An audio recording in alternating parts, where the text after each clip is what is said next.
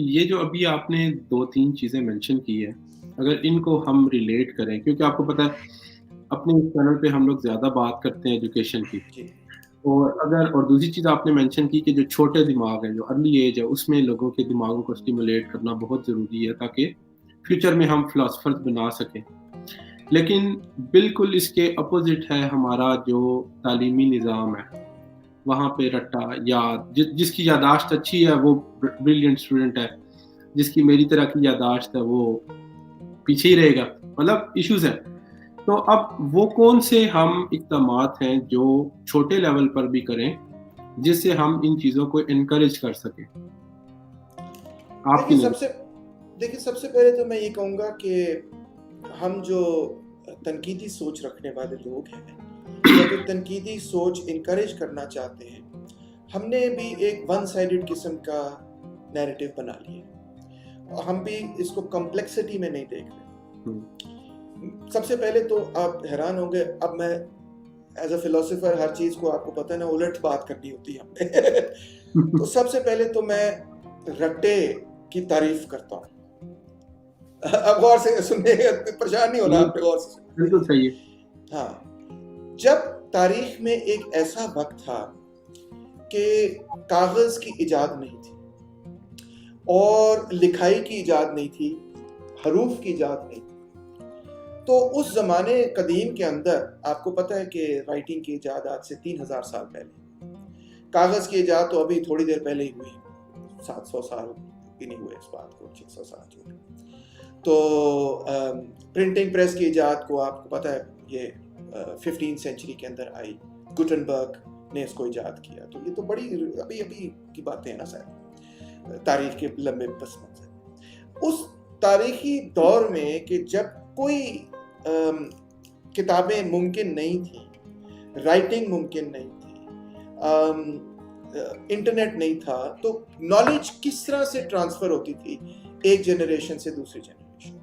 In fact जो tribes खुद थी और इंसानियत खुद थी, वो बड़ी प्रिकेरियस जिंदगी उनकी हुआ करती थी। कहीं पे प्लेग आ गई तो पूरे के पूरे पेंट क्या पूरे की पूरी सिविलाइजेशन जुड़ जाएगी, कहीं पे सैलाब आ गया तो सारी तबाह बर्बाद हो जाएंगे। मतलब इंसान की जिंदगी बहुत ही प्रिकेरियस थी, वल्नरेबल थी इंसानियत। तो उस दौर के अंदर जनरेशंस की जो एक्यूमुलेटेड नॉलेज थी उसको प्रिजर्व करने का बेसिक तरीका इंसानियत के पास क्या था?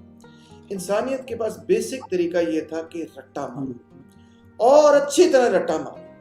बेशक डंडे से रट्टा लगाना पड़े मगर रट्टा मारो।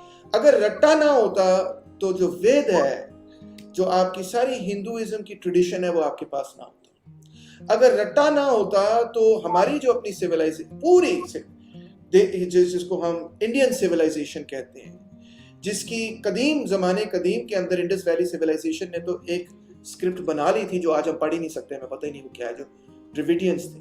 मगर उसके बाद जब वैदिक सिविलाइजेशन शुरू हुई, यानी कि जब आर्यन माइग्रेशन हुई, तो उसके बाद वो स्क्रिप्ट खत्म होगी, वो सिविलाइजेशन ही खत्म होगी और वैदिक सिविलाइजेशन के पास कोई रिटन लैंग्वेज नहीं थी, कोई हरूफ नहीं थे। उसको 1000 साल और लगे उसके बाद जाके। तो वो 1000 सालों में उन्होंने कैसे अपनी सारी नॉलेज प्रिजर्व की, जो भगवत गीता है और जो वेद हैं, जो वेदास हैं वगैरह, कैसे प्रिजर्व हुई? एक जनरेशन से दूसरी जनरेशन रट्टा लगा के। तो और ये सिर्फ हमारी कोई, मैं तो आपको अपनी एग्जांपल दे रहा हूँ, हमारी अपनी सिविलाइजेशन की एग्जांपल दे रहा हूँ। अगरचे मुसलमान जो है वो अपने आप को हिंदू सिविलाइजेशन से नहीं जोड़ते, मगर हम उस सिविलाइजेशन का तो हिस्सा है ना। हम अरब तो नहीं है, हम इस खित्ते में रहते रहे हैं ना, तो हम उसका हिस्सा तो हैं। तो इस तरह से वो प्रिजर्व हुई। जापान के अंदर लोग तलवारें बनाते थे, समुराई तलवारें बनाते थे स्टील से। उस वक्त, उस जमाने में जब पूरी इंसानियत ने तक स्टील का इस्तेमाल ही नहीं सीखा था, वो बना लेते थे स्टील की तलवारें, सबसे अच्छी बनाते थे, दुनिया में सबसे अच्छी तलवारें बनाते थे। कैसे बनाते थे? रट्टा लगाते थे।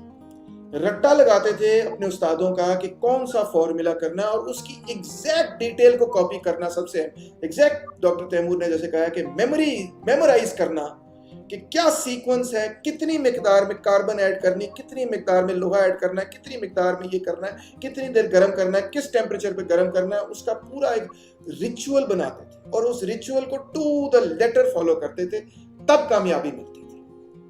अब बात यह है कि दुनिया तब्दील हो गई। जब हमने रिटन लैंग्वेज को पेपर पे डालना शुरू किया, और पेपर पे डालने के बाद हमने अब इंटरनेट पे डालना शुरू कर दिया, तो नॉलेज की कम्युनिकेशन का सिस्टम बिल्कुल सारा रेवोल्यूशनाइज हो गया।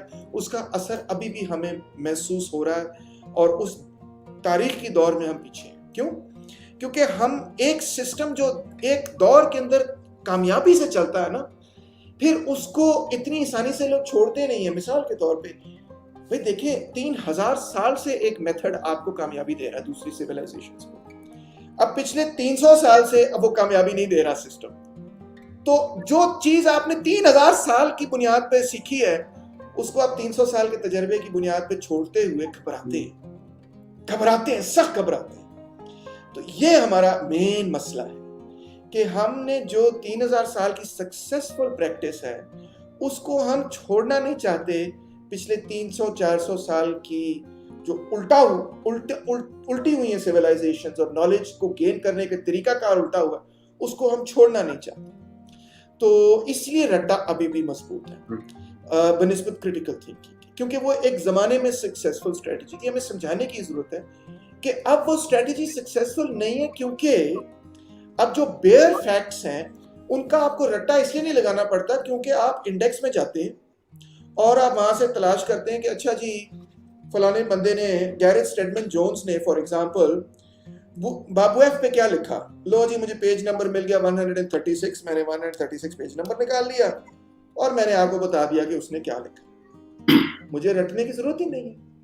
अब उसकी जगह मैं अपनी ब्रेन पावर कुछ और चीजों को सीखने के लिए इस्तेमाल कर सकता हूँ, कुछ और रिलेशनशिप्स को समझने के लिए इस्तेमाल कर सकता हूँ, क्योंकि मुझे वो, अब इसका ये भी मतलब नहीं है कि रट्टा यूजफुल नहीं है।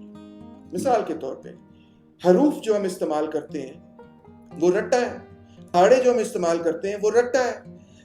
जो मेंटल मैथमेटिक्स आप करते हैं, अगर आपका रट्टा ताकतवर नहीं है तो आप मेंटल मैथमेटिक्स नहीं कर सकते। क्रिटिकल थिंकिंग से आप मेंटल मैथ नहीं कर सकते। अगर मैं आपको कहूँ 64 डिवाइडेड बाय 5 करके दिखाएं, तो आपसे नहीं होगा अनलेस कि आपका बड़ा पक्का रट्टा है कि 64 जो है ना वो 4 से डिवाइड होता है तो इतना बनता है, तो 5 से होगा तो तकरीबन इतना बन जाएगा। इस तरह करके ट्रिक्स होती हैं मेंटल मैथ करने की।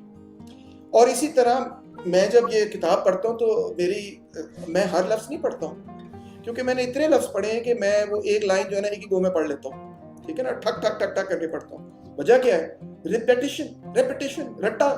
इतना रट्टा है लफ्ज़ों का कि वो आंखें बंद भी करूँगा तो मैं वो बता सकता हूँ आपको। तो रट्टा भी ज़रूरी है एक लेवल पे, मगर एडवांस थिंकिंग के लिए, साइंटिफिक नॉलेज के अंदर, फिलोसॉफिकल नॉलेज के अंदर ब्रेक थ्रू के लिए नाकाफी है। एक एलिमेंट्री लेवल के लिए जरूरी है, मगर हमेशा हमें ये समझाना चाहिए कि बेटा पहाड़ों का रट्टा लगाओ, जरूरी है। 1 दूनी दूनी 2 दूनी 4 ये मैंने भी किया और बहुत यूजफुल है, ट्रस्ट मी। मैथमेटिक्स में बहुत यूजफुल है। आपने भी रट्टा लगाया होगा ABCDEFGHIJ वगैरह, ठीक है, ये जरूरी है। ये मेरी बेटी भी आई हुई है पीछे, ज़ारा, ये आजकल, हेलो ज़ारा उसको आवाज नहीं आ रही, यहाँ पे है ना आवाज, तो ये भी बेचारी आजकल रट्टे लगा रही है। मगर रट्टे के साथ साथ आपने बच्चे के सवालात को भी इनकरेज करना। सिर्फ इतनी सी बात कि अगर बच्चा सवाल पूछे तो डजंट मैटर आप एडल्ट हैं, आप टीचर हैं, आपको जवाब नहीं आता ना। भाई मैं यूनिवर्सिटी का टीचर हूँ, बच्चे मुझसे अजीब जवाब पूछते हैं, मुझे जवाब नहीं आता। मैं कहता हूँ यार बड़ा मजेदार सवाल पूछा है यार, इसका तो जवाब मुझे भी नहीं आता, कमाल कर दिया तुमने यार, जबरदस्त, आओ मिलकर जवाब तलाश करें।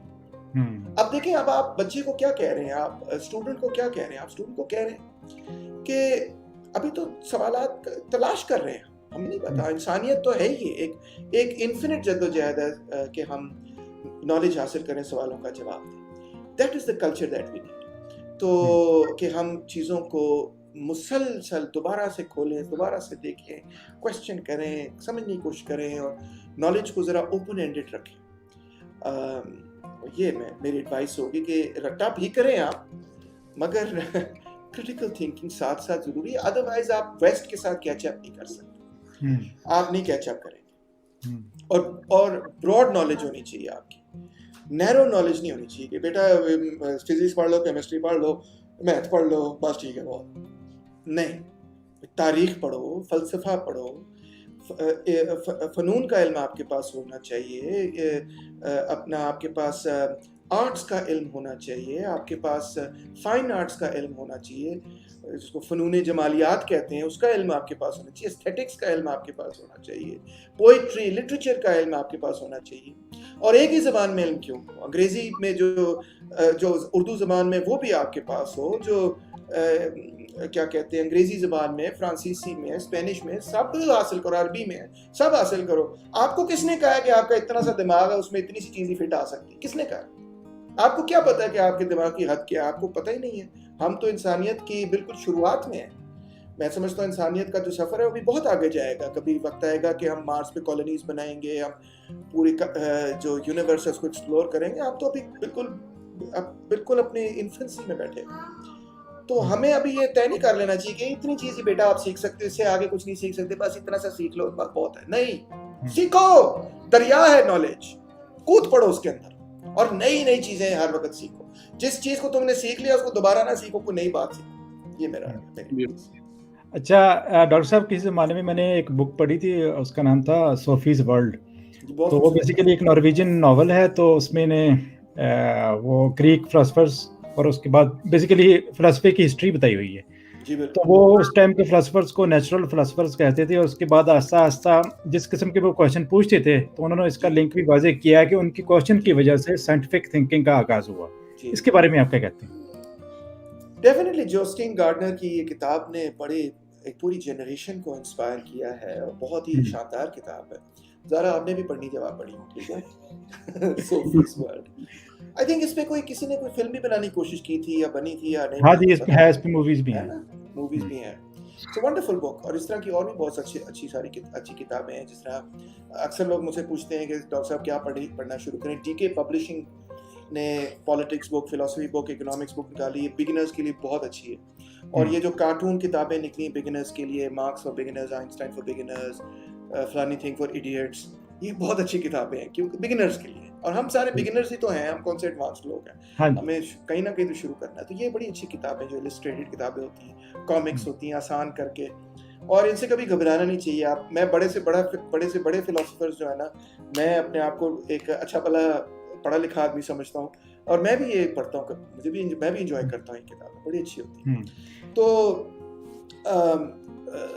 शानदार किताब है, ये भी किताब पढ़नी चाहिए, इस तरह की और किताबें भी पढ़नी चाहिए। और जनरली हमें वो चीज़ें तलाश करनी चाहिए कि जिसके नतीजे में लोगों के जहन में दिलचस्पी पैदा हो। देखिए, एक अच्छा टीचर जो होता है ना, वो ज़रूरी नहीं है कि वो हो जो कि सब कुछ आपको, मैं PhD कर चुका हूँ, तो मैंने तो बहुत सारे टीचर्स देखे हैं, और स्कूल के लेवल से लेके यूनिवर्सिटी के लेवल तक टीचर्स देखे।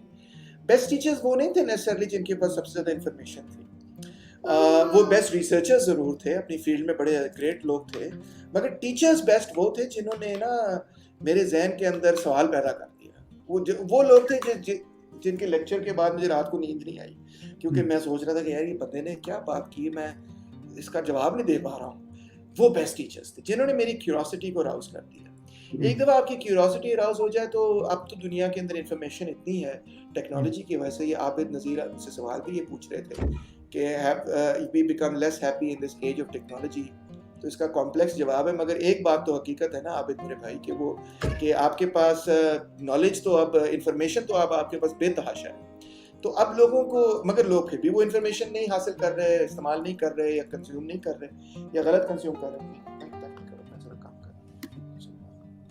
तो वजह क्या है? वजह ये कि हमने वो क्यूरियोसिटी लोगों के जहन के अंदर स्पार्क पैदा करना है। तो अच्छा टीचर वो होता है जो स्पार्क पैदा करे। मैंने जो फिलॉसफी की सीरीज़ की, अब मैंने बहुत आसान ज़बान में कोशिश की कि लोगों को समझाऊं। मेरा मकसद ये नहीं था कि मैंने पूरे अफलातून को कवर कर देना है, क्योंकि वो हो नहीं सकता, या अरस्तू को, या पूरी हिस्ट्री ऑफ फिलॉसफी को मैं डिटेल में एक्सप्लेन कर दूंगा, कैसे पॉसिबल है? हो ही नहीं सकता। जो जिस बंदे की किताब में इस्तेमाल कर रहा था सीरीज, उसकी 13 किताबें, कोपलस्टन की बड़ी फेमस सीरीज है हिस्ट्री फिलॉसफी पे, वो इतनी बड़ी मेरी शेल्फ पे पड़ी नहीं है। तो कैसे मैं लेक्चर सीरीज में कर सकता हूँ? पॉसिबल है। मगर मैं इसी तरह उसको जस्टिफाई कर सकता हूँ कि यार एक दफ़ा किसी को शौक पड़ गया ना तो खुद ही पढ़ना शुरू कर देना। ये टीचर का काम।